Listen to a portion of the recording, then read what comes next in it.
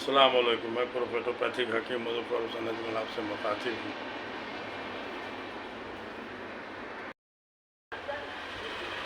आजकल social media पर blood pressure से रिलेटेड भी दवा सब खूब बिक रही है। बहुत लंबा चौड़ा प्रचार बड़े बड़े सेलिब्रिटी लोग कर रहे हैं पैसा के लालच में, जबकि ब्लड प्रेशर कोई मर्ज है ये नहीं है, वो तो लाइफ स्टाइल का मर्ज है।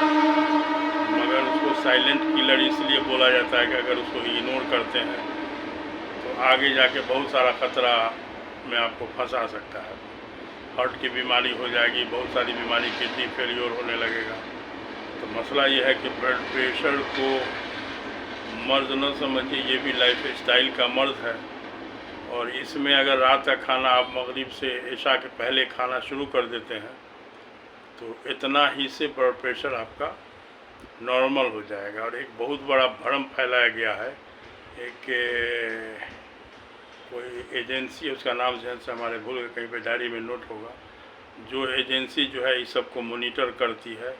तो उस एजेंसी में मतलब कौन दवा का क्या असर है, सही है नहीं है, तो उस एजेंसी के जितने मेंबर लोग हैं, बड़की बड़की दवा की कंपनी के मालिक लोग हैं। कोई उसमें मैनेजर, मुंशी देवान, कोई कुछ बिचौलिया। तो मोटी मोटी बात ये समझिए कि सिर्फ दवा बेचवाने के लिए इस सारा ड्रामाबाजी है।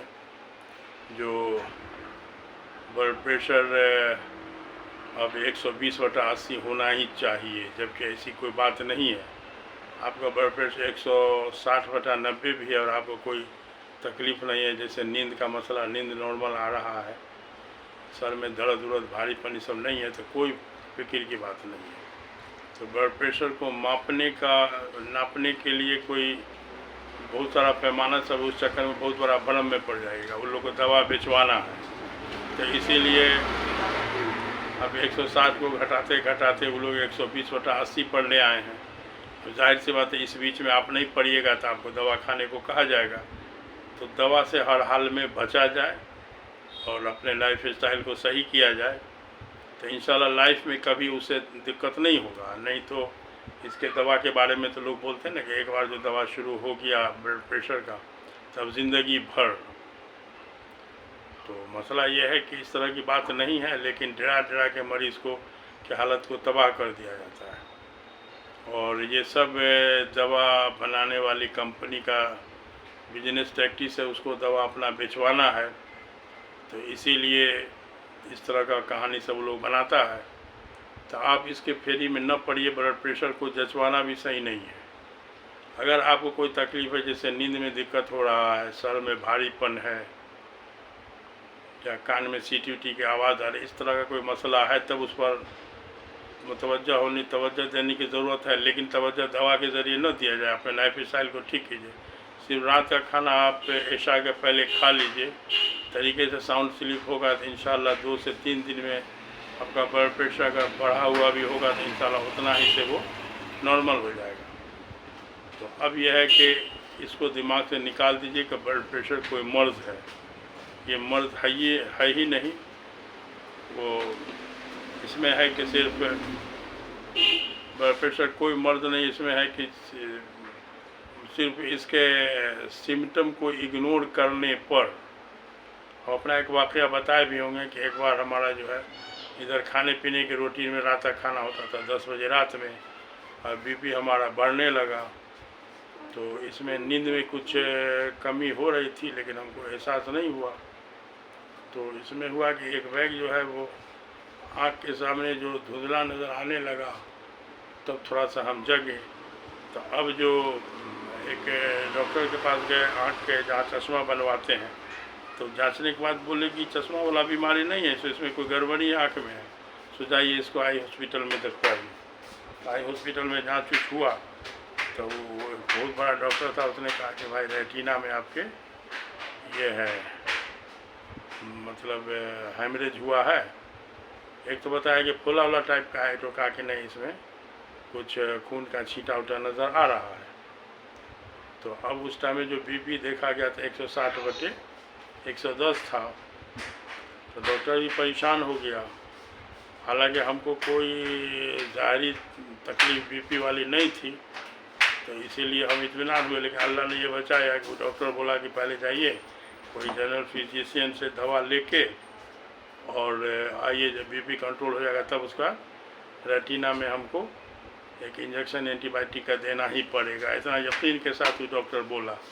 अब मन में हमने कहा कि इंशाल्लाह ये 15 दिन का मौका जो है तो इसमें इंशाल्लाह जो है बीपी वगैरह नॉर्मल आ जाएगा, तो इससे कोई फ़र्क नहीं पड़ेगा, इंशाल्लाह रेटिना वाला इंजेक्शन की नौबत ही नहीं आवी। अपने दिल में अपने हम कहा। तो जब हम गए वहाँ एक मतलब इसके लिए बीपी के लिए फिजिशियन के पास, इत्तेफाक से वो फिजिशियन हमारे ऐसे जान पहचान वाले थे कि उनके वाइफ का हमने इलाज किया था कुछ दिन पहले। हेलो। तो उनके वाइफ का कुछ दिन पहले हमने इलाज किया था। तो अब हुआ ये कि वो जो है हड़बड़ा गया कि आपको ऐसा कैसे हो गया। तो हमने कहा कि ना सर हम कुछ टेंशन से गुजर रहे हैं और कुछ इधर जो है, मगर हमारा टेंशन ये भी था कि हमको खाना मिलता था 10 बजे रात में, वही खाना खा रहे थे, मैं टेंशन में खाते थे और लेट की वजह से सारा मसला था। बहरहाल तो उन्होंने कहा कि देखिए दवा हम आपको हल्का सा एक तो दवा कोई लिख दिया, उन्होंने कहा कि देखिए सो आप अपना रूटीन को ठीक कर लीजिए तो इंशाल्लाह आप इसकी ज़रूरत नौबत नहीं पड़ेगी, इंशाल्लाह नॉर्मल हो जाएगा। तो हुआ ये कि 10-15 दिन जो अल्हम्दुलिल्लाह इस तरह का चला, सिर्फ खाने के टाइमिंग को हमने जो सही किया तो उसी से बीपी हमारा नॉर्मल हुआ। जब बीपी नॉर्मल हो गया तो आँख वाला जो था, जो रेटिना में काला ऐसा धब्बा बनता था दोनों आँख में, वो अल्हम्दुलिल्लाह ख़त्म हो गया। तो उसके बाद घर का लोग बहुत ज़िद किया कि ना दिखा लीजिए, ये है वो है।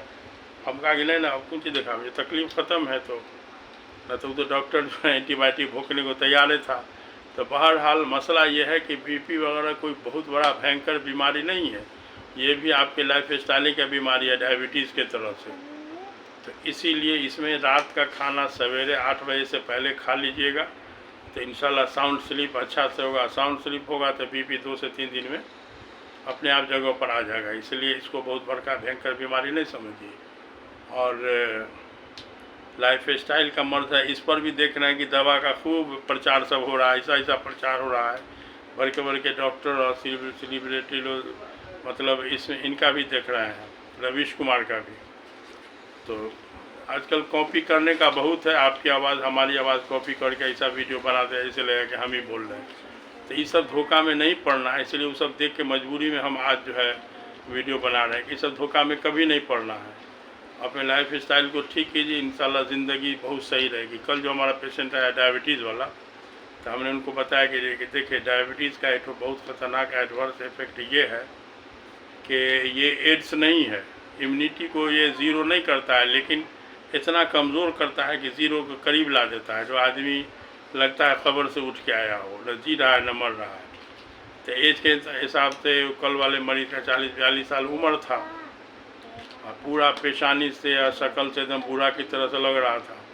तो हमने उनको बताया भी कि देखिए मिसाल अपना नहीं देना चाहिए, लेकिन मजबूरी में दे रहे हैं कि हम 63 साल के हैं और आपका 42 आप बता रहे हैं। अब उसमें यह है कि आप ही खुद देख सकते हैं कि आपके चार्मिंग में और हमारे शक्ल के चार्मिंग में क्या फ़र्क है। तो इसका कोई दवा वो नहीं, मेन यही कारण है रात का खाना सवेरे खाना। तो ये सब लाइफ स्टाइल को सही कर लीजिए तो फिर दुनिया में कोई बीमारी लाइलाज नहीं है। हाँ, सपोर्ट में कुछ जड़ी बूटी की ज़रूरत कभी कभार पड़ सकती है।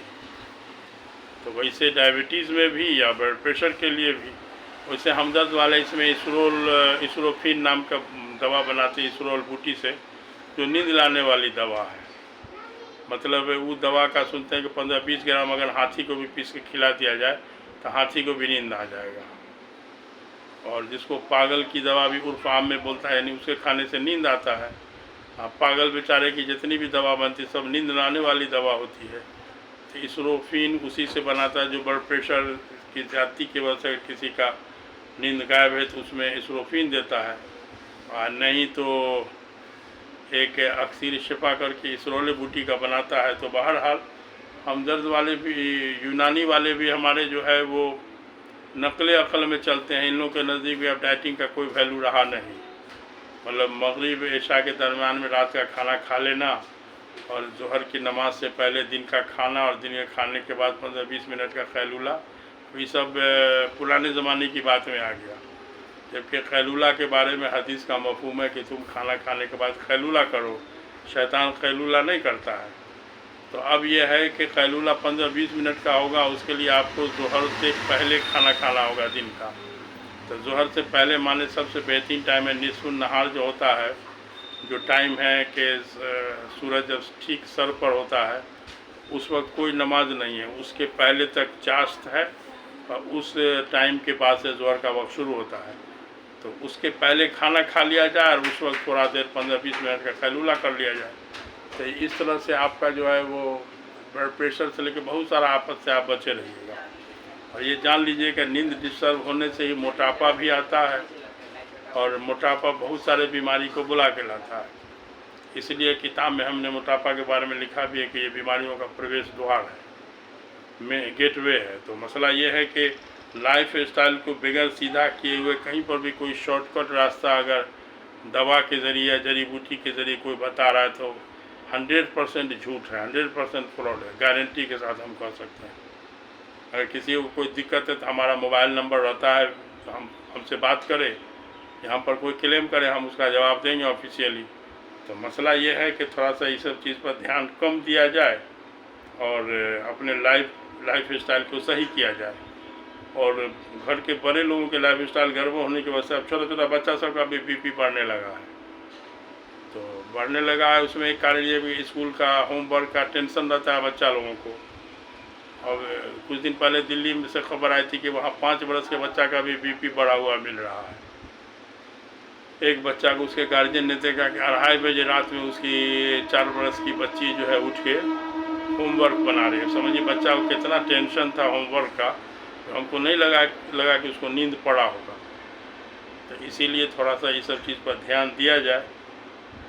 और इसीलिए पढ़ाने का उम्र भी सरकारी तौर पर या मेडिकली भी लोग बोलते हैं 5 साल के बाद बच्चा को तालीम का प्रेशर देना चाहिए। तो बहरहाल